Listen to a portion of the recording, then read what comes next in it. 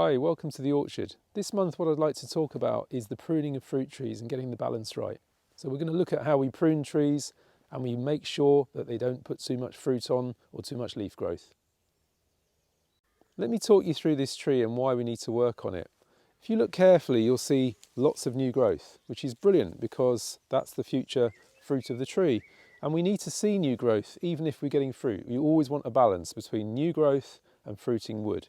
But these won't fruit for another 2 years.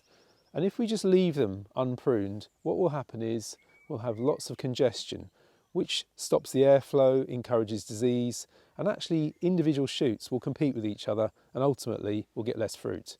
So it's important to keep good airflow. And the shape of tree that we're looking for is very important when you're pruning. We're aiming for an upright growth habit. The problem I've got is I've got these branches that formed a couple of years ago, and if you can see, they're heavy and they've got water on the growth, but they've also got some fruit. So what I need to do is just shorten them back to take the load off that so it comes up a little bit, and that will stop new growth forming all the way along and congesting the tree. So that's the first piece of pruning that I'm going to do today. So let me show you first of all what's happened. We've got new growth coming at various angles, and I don't know whether you can see, but there's a kind of orangey pink tinge to that growth. Now on a new growth on fruit trees, that's very, very good because that shows secondary plant metabolites, and they're the things that really control the disease resistance of the tree. When a tree has got luxury amounts of protein, lipid, it coats its leaves with protective chemicals, it contains lots of tannins and phenols, which pests hate. So when I see that, that's a good sign. The other thing that I'm looking for is growth which is dark green and healthy, but I have to cut it off. So the cuts I'm going to be making are quite important. This cut here is going to be at an angle and it's going to be to this leaf, and I'll explain why. So I cut it off there, and you can see I've left about 2 millimeters exposed of old growth. We don't want any coat hangers, big sticks sticking out, stem sticking out. That bud will then grow downwards. If you promote downward facing growth in the future, you'll get more fruit. If you cut the other way, if I cut the other way and the bud was above, it would go upwards and it would grow straight up into the branch, which we don't want. So on this particular part of the tree, I'm worried about the upward growth congesting the interior of the tree. We always want to have airflow. Even with a narrow canopy system, you still need to have upward growth that allows airflow.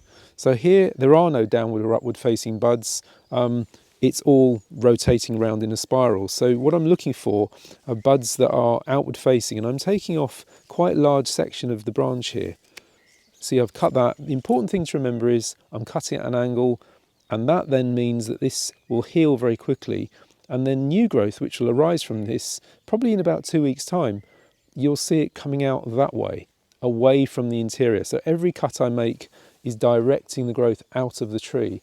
And on something small like this, I do exactly the same. So it's always promoting outwards.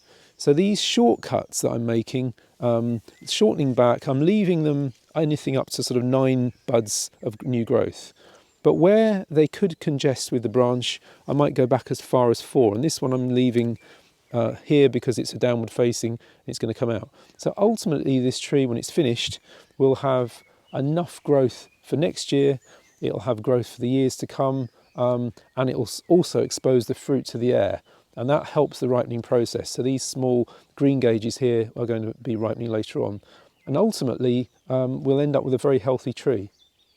While you're pruning this tree, this lovely green gauge, what you can do is a simple health check, because pruning is really observation. You can spend quite a lot of time just checking the tree out as you go.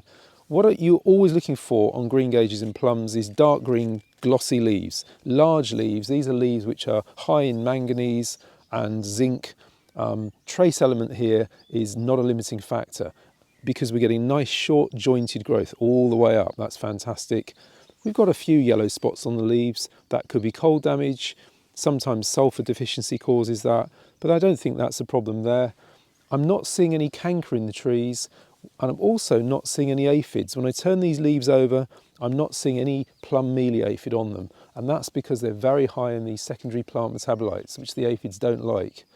I am seeing splits, so there's a split there on the branch, there's one there and one there.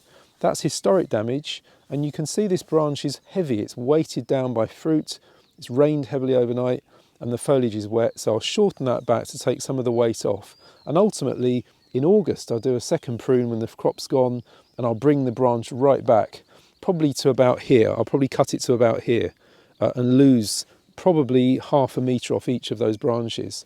I'll do that all over the tree, so these older branches then stimulate growth nearer the centre, so we keep all the growth within the tree. And in that way, I maintain that narrow canopy habit, because we do not want wide-spreading trees taking up a lot of area, competing with each other. So once we've done all this pruning on the tree and we've shortened it back a couple of times through to the end of August and maintained the new growth going upwards, taking out crossing branches, harvested the fruit and shortened back branches, what we look forward to is a narrower tree with a lot of fresh growth, healthy growth, and an increasing yield every year, because these green gauges start to become very prolific. And as long as we maintain this balance between the new growth every year and the fruiting growth, and we keep the trace element deficiencies away, then we should have a very healthy tree. And that's really the secret to growing good green gauges.